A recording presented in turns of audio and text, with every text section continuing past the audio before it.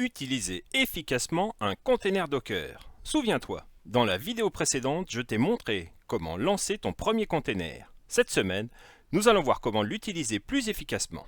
Salut, je suis Thierry de l'informatique sans complexe et ensemble, nous allons utiliser les containers Docker.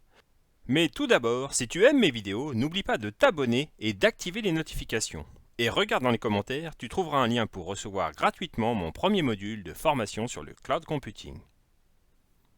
Comme tu le sais, quand une application fonctionne dans un container, elle se croit seule au monde. Elle dispose en effet de son propre espace disque, de son propre réseau ou encore de son propre temps processeur.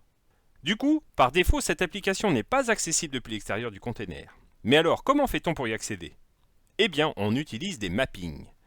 Les mappings, ce sont des fonctionnalités qui permettent de créer des liens entre l'extérieur et l'intérieur du container.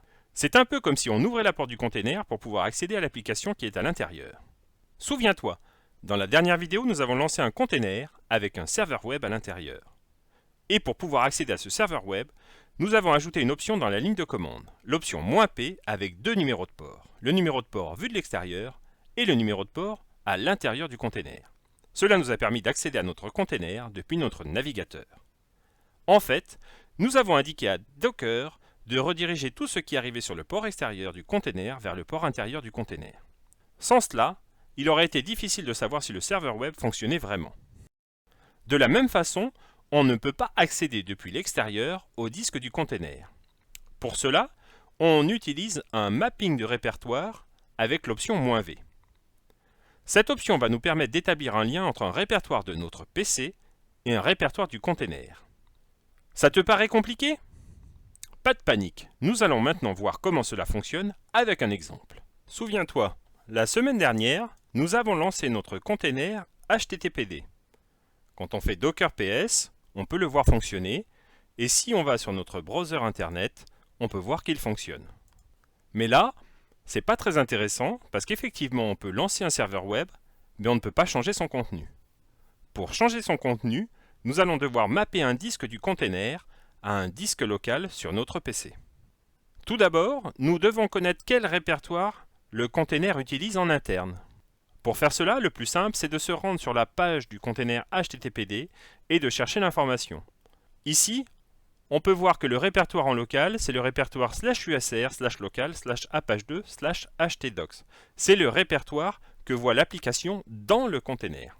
Pour commencer, nous devons créer un répertoire en local. Ce sera le répertoire qui sera mappé sur le répertoire du container. Comme les fichiers Apache sont dans le répertoire htdoc, nous allons créer le répertoire htdocs. Puis ensuite, nous lançons le container en faisant docker run -p 80 80, donc le port externe 80 vers le port interne 80, -v pour le mapping de répertoire, et là nous donnons le répertoire que nous venons de créer, le répertoire local. Attention à bien prendre le chemin absolu et pas le chemin relatif, htdocs, deux points, le nom du répertoire tel que nous l'avons trouvé sur la documentation. Plus loin, httpd pour dire que nous lançons le container httpd. Voilà, le container est lancé, nous pouvons aller le tester.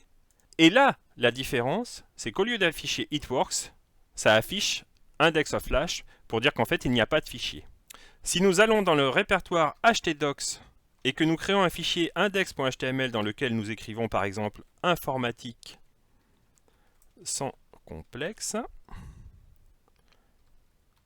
hop, index.html, vous voyez que dans ce fichier, il n'y a que cette ligne. Si nous retournons sur notre browser et que nous rafraîchissons, nous avons bien informatique sans complexe qui s'affiche. Donc à partir de là, si dans ce répertoire htdocs vous copiez tous les fichiers composant votre site web, votre container va faire fonctionner ce site web et va pouvoir le délivrer. Voilà, tu sais maintenant comment utiliser efficacement ton container Docker, tu vas pouvoir t'entraîner en lançant tes propres containers. Expérimente, c'est comme cela qu'on apprend. Et n'hésite pas à me faire tes retours dans les commentaires. A très vite pour une nouvelle vidéo sur une question informatique en moins de 3 minutes.